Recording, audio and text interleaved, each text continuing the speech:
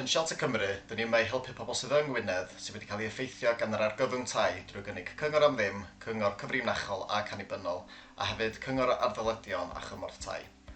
Mae'n gwasanaethau cynghoriad dau yn darparu cyngor cyfreithiol ac eiriolaeth a ystod eang o ddigartrefedd a phroblemau tai. Gallai fod yn help gall bobl ei ddisgwyl gan Cyngor Gwynedd os ydynt yn ddigartref neu yn gyngor os yw rhywun wedi derbyn hysbysiad gan y landlord i adael eu cartref neu beth y gallant i wneud os yw'r cartref mewn cyflwr gwael.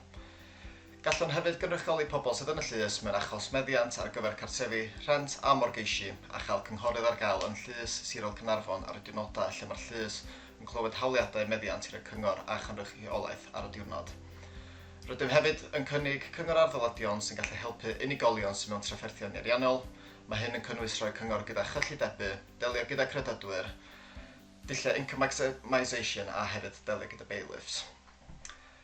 Yn olaf, mae'n gwasanaeth cymorth tai yn darparu cymorth ymarferol sy'n gysylltiedig â thai i helpu phobl ddod o hyd i gartrefi a'i cadw. Gallai hyn gynnwys help gyda chellidebu, ôl-dyledion rhent a morgais, hawlio buddsoddiadau, symud i letu sy'n fwy addas neu sefydlu cartref newydd.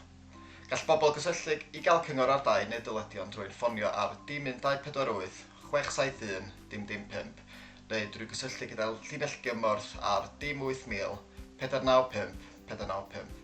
Mae gennym hefyd wefan wych gyda llwyth o gyngor a gwybodaeth am dai arni sy'n fan gychwyn gwych i bobl www.sheltercymru.org.uk neu allwch roed atgyfeiriad drwy'r tîm 1 pwynt mynediad Cyngor Gwynedd.